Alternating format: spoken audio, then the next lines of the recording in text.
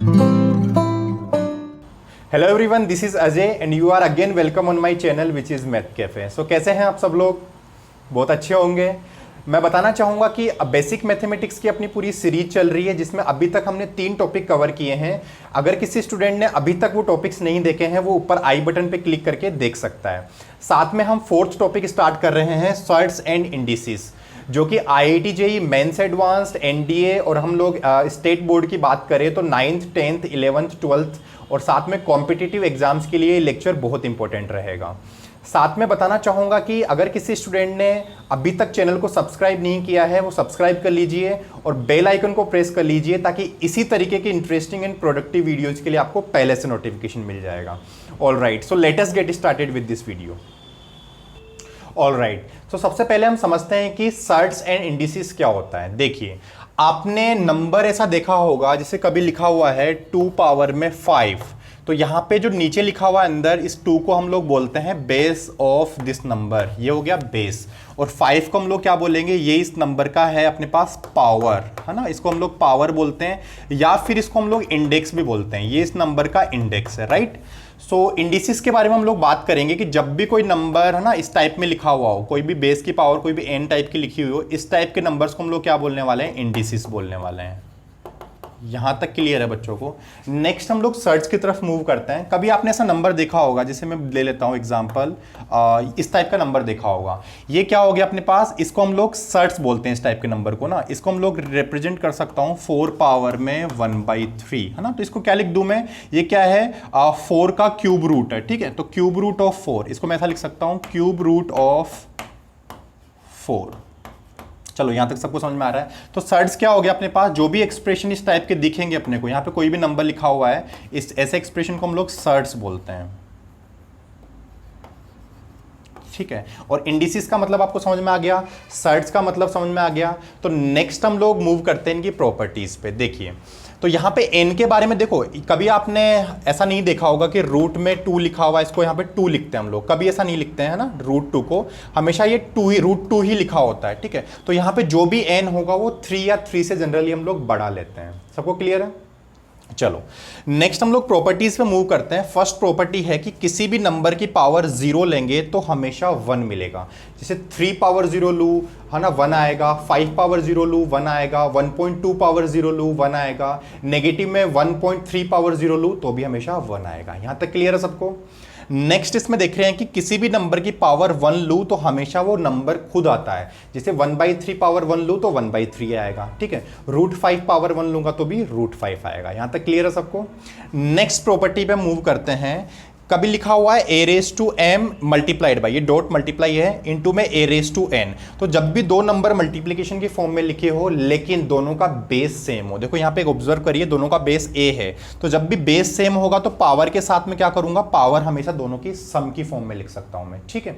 तो यहाँ पे मैं बेस सेम रखा मैंने और पावर को सम की फॉर्म में लिख दिया। जैसे एग्जाम्पल की बात करूं मैं, तो एग्जाम्पल देखिए यहाँ पे, जैसे कभी लिखा हुआ है 2 पावर 2 इंटू में 2 पावर 3, तो मैं क्या करूंगा, बेस सेम रखूंगा और दोनों पावर को ऐड कर दूंगा, 2 पावर 5 कर दूंगा। यहां तक क्लियर है सबको?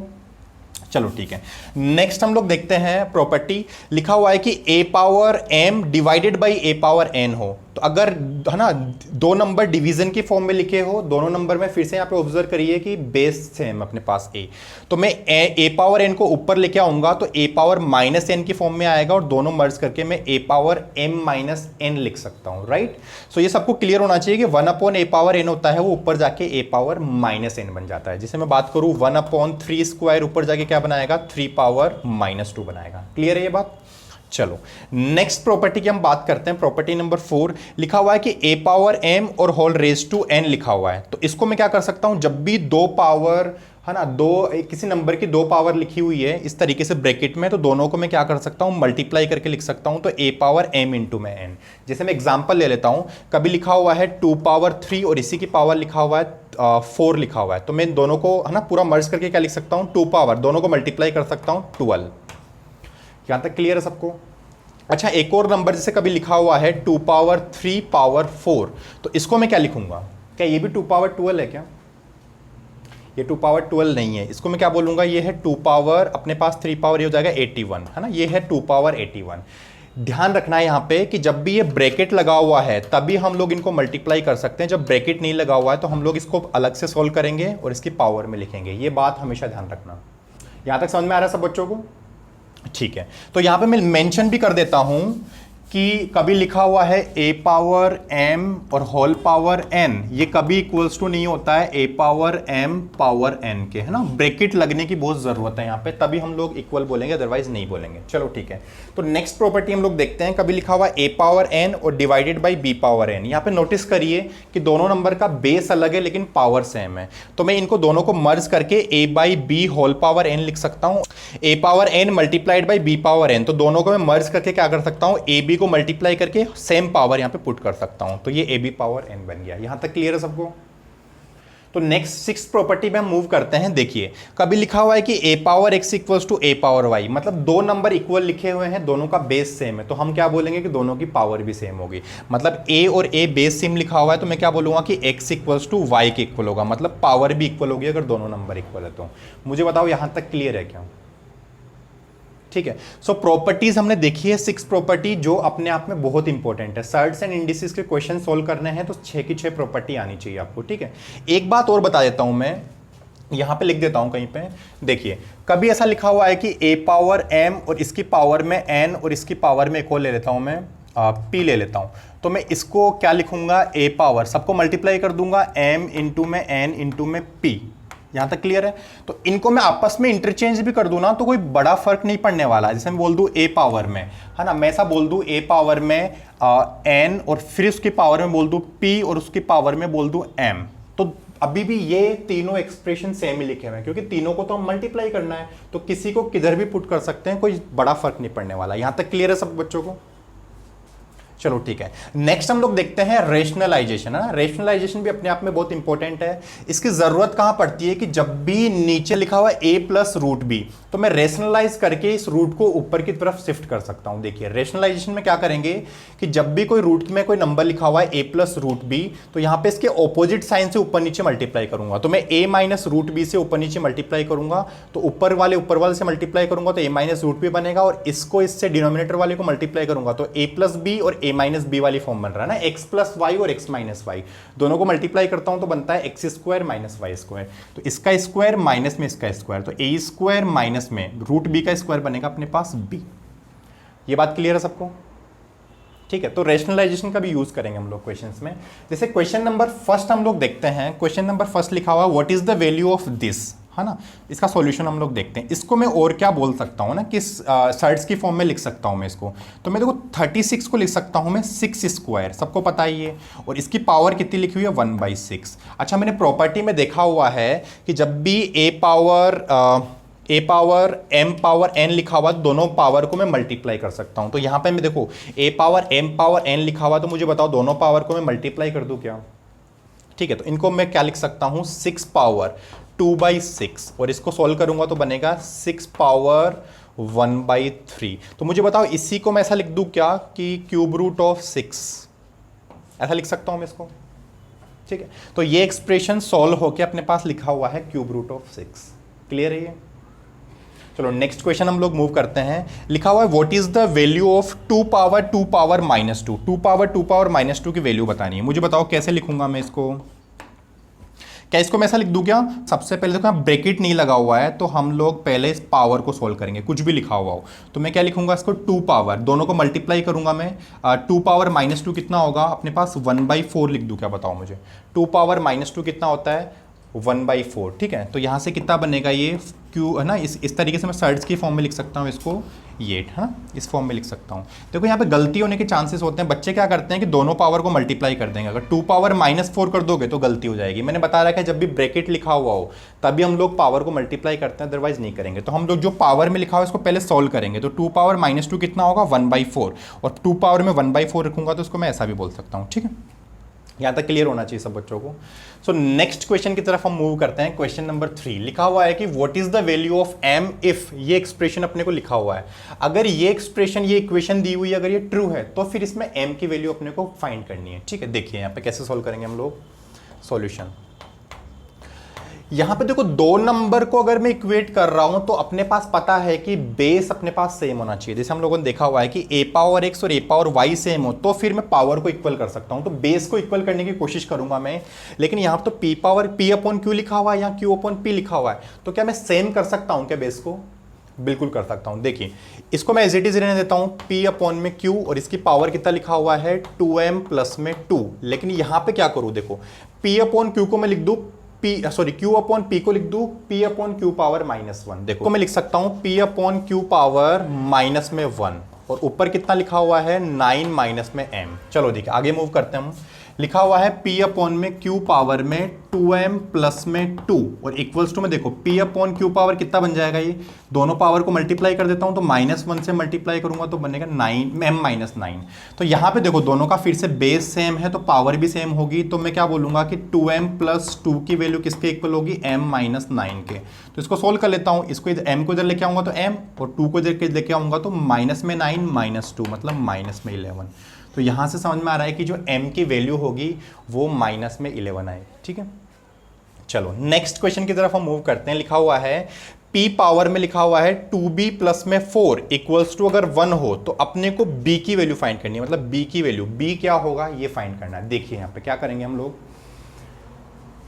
फिर से अपने को कंपेयर करना है। तो p पावर में लिखा हुआ है 2b प्लस में 4। अच्छा मुझे बताओगे 1 को मैं p पावर में लिख दूं क्या? अगर 1 को मैं p की पावर में लिख पा रहा हूं ना तो मेरा क्वेश्चन सोल्व हो जाएगा, क्योंकि बेस सेम होगा, पावर को मैं इक्वल कर दूंगा, b की वैल्यू आ जाएगी। तो सबको पता है कि किसी भी नंबर की पावर जो 0 होती है वो 1 होता है, तो 1 को मैं किसी भी नंबर की पावर 0 लिख सकता हूं। तो मेरे को रिक्वायरमेंट क्या है p, है ना, बेस में रिक्वायरमेंट क्या है p, तो मैं क्या करता हूं कि 1 को लिख देता हूं p पावर 0। मुझे बताओ ये समझ में आ रहा है? चलो ठीक है, तो यहां से तो कंपेयर करूंगा, बेस सेम है तो अपने पास पावर भी क्या होगी सेम होगी। तो मैं यहां से ऐसा बोल सकता हूं कि मुझे बताओ 2b प्लस 4 को लिख सकता हूं क्या मैं 0 के इक्वल। तो यहां से 2b इक्वल्स टू कितना आएगा -4, डिवाइड कर दूंगा तो b इक्वल्स टू कितना आएगा -2। बहुत आसान सा क्वेश्चन नहीं। ठीक है, चलो नेक्स्ट हम लोग क्वेश्चन नंबर 5 की तरफ मूव करते हैं, जो कि बहुत इंटरेस्टिंग क्वेश्चन है। बहुत ध्यान से समझना इस क्वेश्चन को। देखिए क्वेश्चन नंबर 5 लिखा हुआ है कि if a raise to x को मैं रूट ऑफ b लिख रहा हूं, b रेज टू y को मैं क्यूब रूट ऑफ c लिख रहा हूं और c रेज टू z को मैं रूट ऑफ a लिख रहा हूं, तो मुझे फाइंड क्या करना है कि x y और z का मल्टीप्लीकेशन फाइंड करना है, मतलब x इंटू में y इंटू में z फाइंड करना है। तो ऑब्जर्व करिए कि जो भी x y z लिखे हुए हैं ना वो सब पावर में लिखे हुए हैं। तो पावर में मल्टीप्लीकेशन में तीनों का किस तरीके से निकाल सकता हूं, सोचिए। ठीक है, तो सॉल्यूशन हम लोग देखते हैं इसमें कि यहाँ पे लिखा हुआ क्या है। First a power x equals to root of b को मैं b पावर 1/2 लिख सकता हूँ, सब बच्चों को समझ में आता है। तो मुझे x के साथ अब चाहिए y, फिर y के साथ चाहिए होगा z। इस तरीके से अपने पास कंप्लीट बनेगा x y z। तो मैं x के साथ मल्टीप्लीकेशन में y कैसे ला सकता हूँ? यहाँ पे एक चीज़ ऑब्जर्व करिए, मैंने यहाँ पे प्रॉपर्टी बता रखी है कि जब भी दो चीज़ें मल्टीप्लीकेशन के फॉर्म में लानी है तो पावर में रख दो उसको, दोनों ऑटोमेटिकली मल्टीप्लीकेशन के फॉर्म में आ जाएगी, राइट। तो मेरे को क्या चाहिए y चाहिए यहाँ पे, तो मैं ऐसा करता हूँ कि यहाँ पे दोनों तरफ y रख देता हूँ। बताओ मुझे ये बात क्लियर है क्या? दोनों तरफ y रख देता हूं तो ये एक्सप्रेशन क्या बन जाएगा a पावर x इंटू में y और यहां से कितना बनेगा b पावर y/2। नेक्स्ट में मेरे पास लिखा हुआ है एक्सप्रेशन कि b पावर y की वैल्यू ये लिखी हुई है। तो यहां पे मैं क्या कर सकता हूं, देखो इस एक्सप्रेशन को अगर मैं कन्वर्ट कर दूं कि b पावर y और इसकी पावर में 1/2 लिख दूं। देखो a पावर में m और उसकी पावर जो n लिखा हुआ है उसको मैं a पावर n और उसकी पावर में m लिख सकता हूं। क्यों लिख सकता हूं, ऐसा इंटरचेंज क्यों कर सकता हूं? क्योंकि दोनों को मल्टीप्लाई करूंगा तो a power m into n ही आना अपने पास। ठीक है, तो यहां से क्या समझ में आ रहा है कि मैं 1/2 और y को आपस में इंटरचेंज कर सकता हूं। ठीक है, तो यहां से देखो b पावर y की वैल्यू चिपका देता हूं मैं। ये लिखा हुआ है c पावर 1/3, ये लिखा हुआ है c पावर 1/3 और इसकी पावर क्या लिखा हुआ है 1/2। तो यहाँ पे a पावर x इंटू में y है ना, a पावर x इंटू में y की वैल्यू अपने पास क्या आ गई c पावर 1/3 पावर 1/2। थोड़ा सोल्व कर लेता हूँ तो ये बनेगा c पावर 1/6। यहाँ तक क्लियर अपने पास। देखो x और y को मैंने मल्टीप्लिकेशन की फॉर्म में लिख दिया यहाँ पे। अब मुझे z की और रिक्वायरमेंट है, क्या करूँगा मैं, फिर से पावर में ले लूँगा। तो दोनों तरफ मैं फिर से पावर में z ले लेता हूँ, ध्यान से समझिए, z ले लेता हूँ। तो यहाँ से ये एक्सप्रेशन क्या बनेगा, a पावर, दोनों को मल्टीप्लाई कर दूंगा तो x इंटू में y इंटू में z इक्वल्स टू ये क्या बनेगा, देखो इन दोनों को फिर से मैं इंटरचेंज कर सकता हूँ तो ये बनेगा c पावर z और पावर में बनेगा 1/6। ये सबको क्लियर है ना, सबको समझ में आ रहा है। तो सी पावर जेड की वैल्यू देखो क्वेश्चन में क्या मेंशन की हुई है, रूट ऑफ ए, है ना, रूट ऑफ ए। तो मैं इसकी वैल्यू चिपका देता हूँ, रूट ऑफ ए मतलब ए पावर में 1/2, इसको मैंने सी पावर जेड को रिप्लेस किया और वो पावर में क्या लिखा हुआ है 1/6। तो साथ में दोनों को मर्ज करके पावर को मल्टीप्लाई कर देता हूँ, ये बनेगा ए पावर 1/12। तो यहाँ से क्या चलता आ रहा है, ए पावर एक्स इंटू में वाई इंटू में जेड, ठीक है। तो ए पावर एक्स इंटू में वाई इंटू में जेड की वैल्यू है ए पावर 1/12। सो एक्स वाई जेड की वैल्यू बता सकते हो क्या, बेस सेम है तो पावर इक्वल होगी। तो यहाँ से क्या क्लिक कर रहा है कि एक्स वाई जेड का जो मल्टीप्लिकेशन है वो एक्चुअल में 1/12 के इक्वल होगा। बताइए मुझे, है ना। इंटरेस्टिंग अपन ने ये 5 क्वेश्चंस डिस्कस किए हैं, सबको मजा आया होगा क्वेश्चन सोल्व करके। सो नेक्स्ट आगे के इंटरेस्टिंग क्वेश्चंस हम लोग देखते हैं, वीडियो को पॉज करके इसको नोट करिए। All right, so next question की तरफ हम मूव करते हैं। लिखा हुआ है विच इज स्मॉलेस्ट अमंगस्ट, अपने पास का ना 4 नंबर लिखे हुए हैं सर्ट्स की फॉर्म में। तो इनमें अपने को सबसे जो स्मॉलेस्ट नंबर होगा उसको आइडेंटिफाई करना है। देखो डायरेक्टली हम लोग आइडेंटिफाई नहीं कर सकते हैं, क्योंकि इसको 3 पावर 1/2, इसको 2 पावर 1/3, 5 पावर 1/6 और 4 पावर अगर 1/4 भी लिख दूं मैं, तो सबके देखो बेस अलग है, पावर भी अलग है, ना तो बेस सेम है ना पावर सेम है। तो डायरेक्टली तो मैं यहाँ पे कंपेयर नहीं कर सकता हूँ। तो देखो हम लोग क्या मेथड यहाँ पे हम लोग फॉलो करेंगे कि मैं एक काम कर सकता हूं, बेस में तो कुछ चेंजेस नहीं कर रहा हूं मैं, लेकिन पावर में चेंजेस कर सकता हूं। जैसे मैं इसको क्या लिख सकता हूं, 3 पावर में 1/2, इसको लिख सकता हूं मैं 2 पावर में 1/3, इसको लिख सकता हूं मैं 5 पावर में 1/6। देखिए इंटरेस्टिंग क्वेश्चन है बहुत ही, इसको लिख सकता हूं 4 पावर में 1/4। यहां पे मैं कर क्या रहा हूं कि इनकी पावर में सेम रखूंगा, ठीक है। चारों नंबर्स को मैं इस तरीके से कन्वर्ट कर रहा हूं कि सबकी पावर सेम रहे। तो पावर सेम करने के लिए मुझे जो नीचे नंबर लिखे हुए हैं 2, 3, 6 एंड 4, इनमें ऐसा क्या अपने को पावर में रखना है कि सब नंबर की पावर सेम हो जाए। तो इनका एलसीएम अपने को लेना जरूरी है। तो मैं देख लेता हूं कि एलसीएम ऑफ 2, 3, 6 एंड 4 कितना होता है। तो ये सबको क्लियर है कि यहाँ पे आ जाएगा 12 आ जाएगा, ठीक है। तो मेरा काम क्या है कि सबकी पावर में 12 रखना अपने को। तो पहले 12 बनाता हूं मैं। तो मैं इसको 12 कैसे बनाऊंगा, 3 पावर में 1/2 को मेरे को 1/12 बनाना है। तो मैं ऐसा कर सकता हूं 6/12 लिख देता हूं इसको ना, ताकि वापस से कन्वर्ट होकर 1/2 बन जाए। इस नंबर को मैं क्या करता हूं, 2 पावर 1/3 लिखा हुआ है, तो 1/3 को 1/12 कैसे बनाऊंगा मैं, 4 पावर 12 लेता हूं ताकि कैंसिल होकर फिर से 1/3 बन जाए। 5 पावर 1/6 को कर देता हूं मैं 2 पावर में 12 ताकि वापस से 1/6 बन जाएगा। और इस नंबर को मैं लिख सकता हूं 4 पावर 3/12 ताकि वापस से 1/4 बन जाएगा। यहां तक क्लियर है सब बच्चों को। ये आइडिया कहां से लगाए कि 1/12 बनाना है, एलसीएम से, ठीक है। चलो नेक्स्ट में क्या कर रहा हूं कि जो भी पावर जो लिखी हुई है ऊपर 6, 4, 2, 3, इसको मैं जो बेस का नंबर है उसकी पावर में पुट कर देता हूं। जैसे 3 पावर 6 और ऊपर क्या बनेगा 1/12। देखो पावर सेम आ गई। फिर से एक नंबर है 2 पावर 4, ऊपर क्या बनेगा 1/12। फिर नेक्स्ट क्या है 5 पावर ये है अपने पास 2, 5 पावर 2 और इसके होल पावर कितना बनेगा अपने पास 1/12। और नेक्स्ट अपने पास 4 पावर 3 और इसका होल पावर बनेगा 1/12। यहां तक सबको क्लियर होगा। नेक्स्ट हम लोग क्या बोल सकते हैं, 3 पावर 6 कितना होता है, ये 3 पावर 2 हो गया 9, 9 को 3 टाइम्स मल्टीप्लाई करो 729, 729 की पावर में बन रहा है 1/12। यहाँ से कितना बनेगा, ये 16 बन रहा है, 16 पावर में 1/12।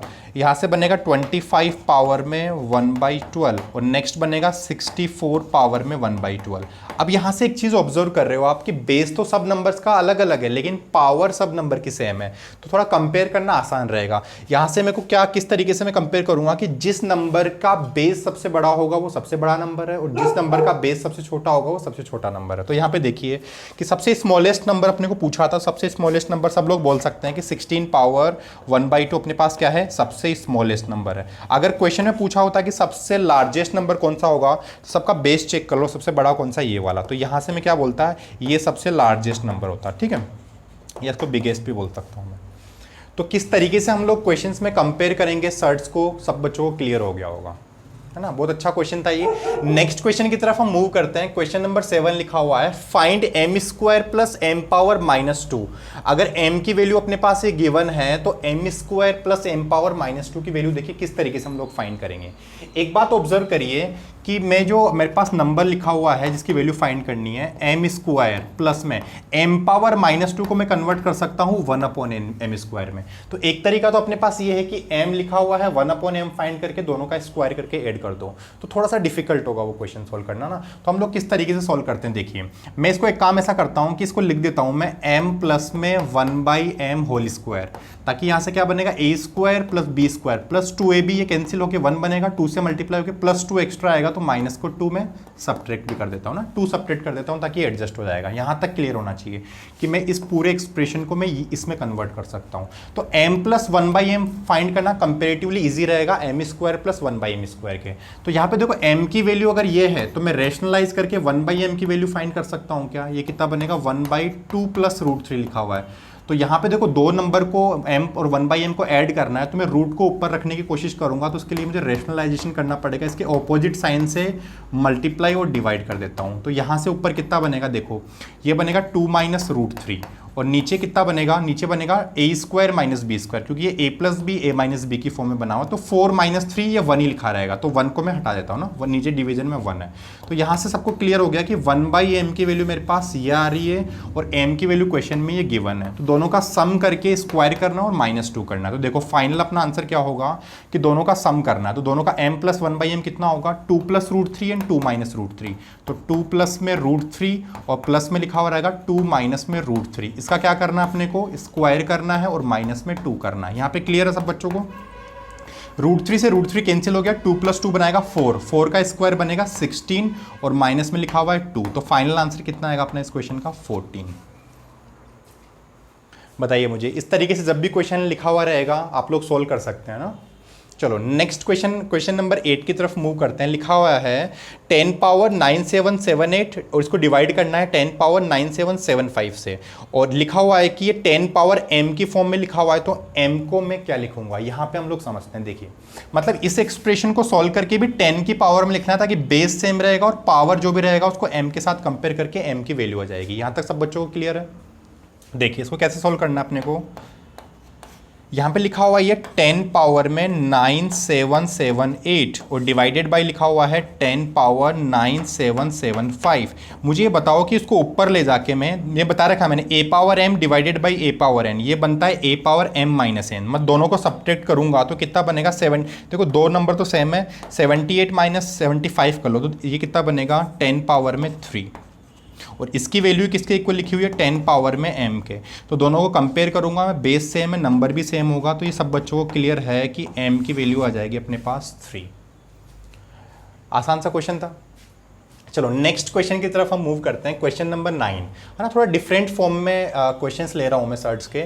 लिखा हुआ है √7 फिर मल्टीप्लाइड बाय √7 फिर मल्टीप्लाइड बाय √7। इस तरीके से ये प्रोसेस इनफाइनाइट टाइम चल रही है, तो अपने को इस पूरी एक्सप्रेशन की वैल्यू फाइंड करनी है। देखिए किस तरीके से मैं फाइंड करता हूँ, आसान सा क्वेश्चन है। जिसकी वैल्यू फाइंड करनी है मैं उसको x पुट कर देता हूँ ना, x पुट कर देता हूँ। तो मैं इसको x पुट कर देता हूँ किसको, √7 इंटू में ये √7 समथिंग चल रहा है, मतलब इनफाइनाइट में से मैंने ये एक रूट हटा दिया है, क्योंकि रूट जो होंगे वो इनफाइनाइट टाइम रिपीट हो रहे हैं, तो एक रूट हटा दूंगा। तो ये जो एक्सप्रेशन लिखा हुआ है ना, इसकी वैल्यू भी x के इक्वल होगी, मतलब x को मैंने पूरे के इक्वल रखा है तो इसकी वैल्यू भी तो x के इक्वल दिखेगी, क्योंकि एक √7 तो गायब हुआ है। तो मैं क्या करता हूँ कि इसकी वैल्यू भी x के इक्वल पुट कर देता हूँ, राइट। तो अपने पास यहाँ से इस इक्वेशन से ये इक्वेशन बन रही है। अब रूट को गायब करने का तरीका होता है दोनों तरफ स्क्वायरिंग कर देता हूँ, तो यहाँ से क्या बनेगा x square equals to 7x। इसको इधर ले आता हूँ, x स्क्वायर माइनस में 7x इक्वल्स टू 0। तो यहाँ से बनेगा x कॉमन लेने के बाद x माइनस 7 इक्वल्स टू 0। तो यहाँ से आइदर दिस इक्वल्स टू 0 और दिस इक्वल्स टू 0। तो x की वैल्यू मिलेगी 0 एंड 7। मुझे बताओ या तो 0 होगी या 7 होगी। सब बच्चों को पता है कि √7 ही अपने पास कितना होता है, 2 पॉइंट समथिंग होता है, तो 0 तो नहीं होगी इसकी वैल्यू। तो आंसर क्या आने वाला है इसका, 7 करेक्ट आंसर है। ठीक है, तो इस टाइप के क्वेश्चंस में एक चीज ध्यान रख सकते हो, अगर क्वेश्चन में यहाँ पे 5 √5 इस तरीके से लिखा होता तो आंसर कितना आता, 5 आता। अगर यहाँ पे है ना 11 √11 इस तरीके से लिखा होता तो आंसर क्या आता, 11 आता। मतलब यहाँ पे जो भी नंबर लिखा हुआ 7 तो आंसर अपने पास 7 आ गया। 5 लिखा होता तो 5 आता। तो इस टाइप के जो भी आगे आने वाले क्वेश्चन है वो इजिली आप बना सकते हो। ठीक है, मतलब बिना सोल्व के डायरेक्ट आंसर्स बोल सकते हो अगर आप कॉम्पिटिटिव एग्जाम्स के लिए प्रिपेयर कर रहे हो तो, है ना। चलो नेक्स्ट क्वेश्चन देखते हैं। यहाँ पे सेम क्वेश्चन लिया है मैंने, लेकिन यहाँ पे मैंने क्या किया है कि इस प्रोसेस को रूट वाले को इनफाइनाइट टाइम रिपीट ना करके मैं सिर्फ रूट को 3 टाइम्स रिपीट कर रहा हूँ। तो इसकी वैल्यू क्या होगी, देखो इसमें अपने को सॉल्व करते हैं हम लोग। क्या लिखेंगे, देखो ये 7 इंटू में √7 है। सबसे पहले अंदर वाले को सॉल्व कर लेता हूँ, मतलब ये रूट एज इट इज़ है, ये 7 एज इट इज़ है ना।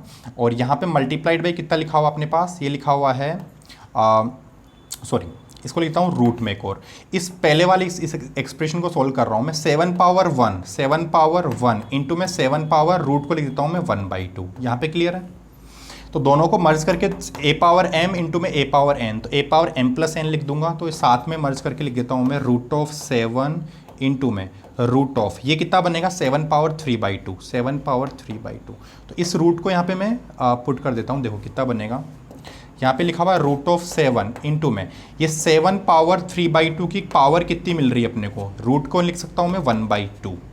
ठीक है, तो यहाँ से कितना बनेगा ये √7, मतलब दूसरा वाला रूट गायब हो गया ना। तो 3 पावर 3/2 और पावर में लिखा हुआ 1/2, दोनों को मर्ज करके लिख देता हूँ मैं 3 पावर में 4। ठीक है, 3/2 इंटू 1/2 बन जाएगा 3 पावर 4। चलो फिर यहाँ पे देखो 7 पावर 1 लिखा हुआ है, फिर से इन दोनों को मर्ज करके मैं लिख सकता हूँ रूट में 7 पावर 1 प्लस 3/2, दोनों को ऐड हो जाएंगे, यहाँ पे बनेगा 7/4। और फिर से इसको लिख सकता हूँ 7 पावर 7/4 और इसकी पावर लगी हुई है 1/2। तो यहाँ पे दोनों को मर्ज करके मैं क्या बोल दूंगा फाइनली 7/8, मतलब 7 पावर 7/8। क्लियर है, इसको सॉल्व करना पड़ेगा अपने को ना। देखो एक चीज़ यहाँ पे समझना कि इस क्वेश्चन में मैं डायरेक्ट फॉर्मूला भी यूज़ कर सकता हूँ, डायरेक्ट ना। जब भी इस तरीके से लिखा हुआ, देखो रूट कितनी टाइम्स लिखा हुआ है, 1 2 3 टाइम्स रूट लिखा हुआ, तो डायरेक्ट फॉर्मूला भी होता है कि यहाँ पे जो भी बेस लिखा हुआ है उसकी पावर कर दो 2 power m-1 divided by m, है ना। 2 power m-1 divided by 2 power m। तो यहाँ पे m क्या है, नंबर ऑफ, है ना, साइन ऑफ रूट्स कितनी बार लिखे हुए हैं, तो यहाँ पे कितनी बार लिखा हुआ, 3 बार लिखा हुआ। डायरेक्ट फॉर्मूला यूज कर सकता हूँ 7 पावर, है ना, m की जगह 3 रख दूंगा तो 2 पावर 3 बनेगा 8 माइनस 1 बनेगा 7 और डिवाइडेड बाई 2 पावर 3 बनेगा 8। तो आंसर कितना रहा अपने पास 7 पावर 7/8। अगर एक बार रूट और अंदर में रिपीट कर रहा हूं तो m की वैल्यू 4 रख दूंगा। तो डायरेक्ट फॉर्मूले से भी फाइंड कर सकते हो अगर आप कॉम्पिटिटिव एग्जाम्स के लिए प्रिपेयर कर रहे हैं, अगर आप, है ना, IIT JEE मेंस एडवांस्ड, है ना, या फिर NDA के लिए प्रिपेयर कर रहे हैं या फिर बोर्ड्स के लिए प्रिपेयर कर रहे हैं, थोड़ा सफिशिएंट टाइम होता है, आप इसको फाइंड भी कर सकते हो बिना लर्न किए। ठीक है, चलो नेक्स्ट टाइप का हम लोग क्वेश्चन डिस्कस करते हैं। लिखा हुआ है √12 प्लस में फिर √12 ना, सारे जो रूट लिखे हुए हैं इनके बाहर सबके आगे प्लस लिखा हुआ है। जैसे यहाँ पे सबके आगे माइनस, सॉरी यहाँ पे सबके आगे मल्टीप्लिकेशन लिखा हुआ था, यहाँ पे सबके आगे प्लस लिखा हुआ है। तो इस टाइप के क्वेश्चन को हम लोग किस तरीके से सोल्व करते हैं, देखिए सेम प्रोसेस यूज कर रहा हूं मैं कि √12 प्लस में ये जो एक्सप्रेशन दिख रहा है ना, ये बाहर वाले एक्सप्रेशन की तरह ही है, लेकिन एक रूट गायब कर दिया, मतलब इनफाइनाइट में से मैंने एक रूट सब्ट्रैक्ट किया है, तो उसके बड़ा इफेक्ट नहीं पड़ने वाला। मतलब जो भी नंबर लिखा हुआ है इसको मैं x ही बोल सकता हूँ, है ना। मतलब एक्चुअल में क्या कर रहा हूँ, इस पूरे को मैंने x बोला है तो बाहर वाले को मैंने x बोल, मतलब अंदर वाले को मैंने x बोल दिया है। ठीक है, दोनों तरफ स्क्वायरिंग कर देता हूँ तो कितना बनेगा 12 plus x equals to x²। इधर ले आता हूँ सब टर्म्स को, तो x² माइनस x माइनस में 12 इक्वल्स टू 0, फैक्टराइज कर देता हूँ, कितना बनेगा 4 and 3, तो x minus 4 and x plus 3 equals to में 0। तो आंसर कितना आएगा, x इक्वल्स टू या तो 4 आंसर आएगा या फिर -3 आंसर आएगा। क्लियर है ये बात। अब एक बात देखिए कि x की वैल्यू, देखो x किसको अज्यूम किया, मैंने पूरे एक्सप्रेशन को x अज्यूम किया है, तो पूरे एक्सप्रेशन की जो बाहर वैल्यू आएगी, रूट के बाहर तो हमेशा वैल्यू पॉजिटिव होती है। तो मुझे क्या पता है कि x की वैल्यू -3 तो नहीं हो सकती, तो आंसर क्या अपने पास 4 आंसर होगा, -3 रॉन्ग आंसर है। यहाँ तक सबको बच्चों को क्लिक कर रहे हैं, ठीक है। चलो नेक्स्ट क्वेश्चन नंबर 12 बताता हूं मैं, फिर शॉर्ट ट्रिक भी बताऊंगा। अगर आप कॉम्पिटिटिव एग्जाम्स के लिए प्रिपेयर कर रहे हैं तो मैं शॉर्ट ट्रिक भी बताऊंगा इस टाइप के क्वेश्चंस को किस तरीके से सॉल्व कर सकते हैं हम लोग, ना। देखिए नेक्स्ट क्वेश्चन में यहाँ पे सेम क्वेश्चन ऐसा ही लिखा हुआ है, लेकिन प्लस की जगह माइनस लिखा हुआ है। मतलब मैंने मल्टीप्लीकेशन वाला क्वेश्चन करवाया इनफाइनाइट टाइम्स, अगर रिपीट कर रहा हो, प्लस वाला क्वेश्चन करवाया, माइनस वाले क्वेश्चन की तरफ हम लोग मूव करते हैं। देखिए माइनस वाले क्वेश्चन में क्या लिखा हुआ है, देखो इस पूरे को अगर मैं x पुट कर दूं तो x इक्वल्स टू कितना होगा, रूट ऑफ पूरा ये 20 माइनस ये। तो इस टाइप ये जो लिखा हुआ अंदर वाला एक्सप्रेशन एक को छोड़ के, तो ये जो एक्सप्रेशन है वो बाहर वाले की तरह दिख रहा है, इसको भी मैं x पुट कर सकता हूँ। ठीक है, स्क्वायरिंग कर देता हूँ तो x² बनेगा 20 माइनस में x, इसको इधर ले आता हूँ तो x² प्लस में x माइनस में 20 इक्वल्स टू 0। फैक्टराइज कर देता हूँ 5 and 4, तो बनेगा x प्लस 5 और x माइनस में 4 इक्वल्स टू 0। तो x की दो वैल्यूज आ रही है अपने पास, -5 आएगी या फिर 4 आएगी। आंसर चेक करते हैं कौन सा सही है। x की वैल्यू किसको पुट की है, पूरी रूट वाली को ना, तो रूट के बाहर हमेशा वैल्यू पॉजिटिव आएगी। तो यहाँ से क्या समझ में आ रहा है कि आंसर -5 तो नहीं होगा, आंसर अपने पास क्या होगा, 4 आंसर होगा। सब बच्चों को क्लिक कर रहा होगा ये, ठीक है, मजा आ रहा है सब बच्चों को। नेक्स्ट देखो यहाँ पे शॉर्ट ट्रिक हम लोग देखते हैं। एक चीज ऑब्जर्व करना कि यहाँ पे जो भी जैसे 12 लिखा हुआ है, तो 12 क्या है, इसका मल्टीप्लिकेशन होगा 4 इंटू में 3। यहाँ पे लिखा हुआ है 20, तो 20 को मैं क्या लिख सकता हूँ 5 इंटू में 4। मतलब दो नंबर, ऐसे दो नंबर का मल्टीप्लिकेशन की फॉर्म में लिख रहा हूँ मैं जिनका दोनों का डिफरेंस 1 है। 5 इंटू में 4 दोनों का डिफरेंस 1 आ रहा है, 4 इंटू में 3 दोनों का डिफरेंस 1 आ रहा है। मतलब अगर अपने पास कोई इंटीजर वैल्यू आएगी या फिर हम लोग रेशनल वैल्यू बोल सकते हैं, तो उसके लिए ऐसे दो नंबर का मल्टीप्लिकेशन की फॉर्म में क्वेश्चन मिलेगा तुम्हें जहां पे दोनों का डिफरेंस 1 आएगा। तो दोनों का डिफरेंस 1 आएगा तो इसका डायरेक्ट फैक्टर बना लो। 12 के फैक्टर क्या होंगे, 4 एंड 3। अब आंसर अपने पास क्या होगा, या तो 4 आंसर होगा या फिर अपने पास 3 आंसर होगा। जब भी प्लस नंबर लिखा हुआ है तो बड़े वाला नंबर अपना आंसर होगा, क्या होगा इसका 4 आंसर होगा हमेशा, ठीक है। इन दोनों के फॉर्म में या तो आंसर 5 होगा या अपने पास आंसर 4 होगा। तो मुझे क्या पता है कि जब भी माइनस लिखा हुआ हो बीच में तो आंसर छोटा वाला अपना आंसर होगा, मतलब 4 अपने पास आंसर होगा, 5 अपना आंसर रॉन्ग होगा। ये बात समझ में आ रही है मेरी, ठीक है। चलो ठीक है, तो मैं लास्ट के जो 11 और 12 क्वेश्चन के बेसिस पे मैं आपको एक होमवर्क दे रहा हूं, तो उसको सोल्व करके कमेंट सेक्शन में जरूर कमेंट करना आपको इसका आंसर, ठीक है। देखिए नेक्स्ट मैं एक होमवर्क का जो क्वेश्चन है वो लिख लीजिए सब लोग। क्वेश्चन है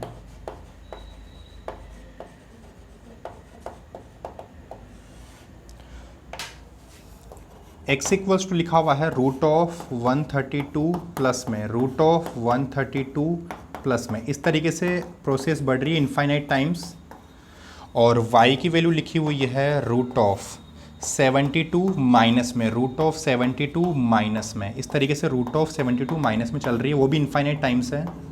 तो यहाँ पे x की वैल्यू y की वैल्यू फाइंड करना है, और साथ में मुझे बताना है कि x² माइनस में y² की वैल्यू क्या होगी। तो इसका आंसर आपको कमेंट सेक्शन में कमेंट करके बताना है कि x की वैल्यू लिखी हुई है प्लस की फॉर्म में, y की वैल्यू लिखी हुई है माइनस की फॉर्म में, और दोनों का मल्टीप्लिकेशन दोनों का स्क्वायर का डिफरेंस अपने को फाइंड करना है। तो मुझे बताइए आपको सर्ट्स एंड इंडिसेस टॉपिक कैसा लगा है, कमेंट करके मुझे ज़रूर बताइएगा। और मिलते हैं हम लोग नेक्स्ट टॉपिक में, तब तक के लिए bye, take care and keep learning.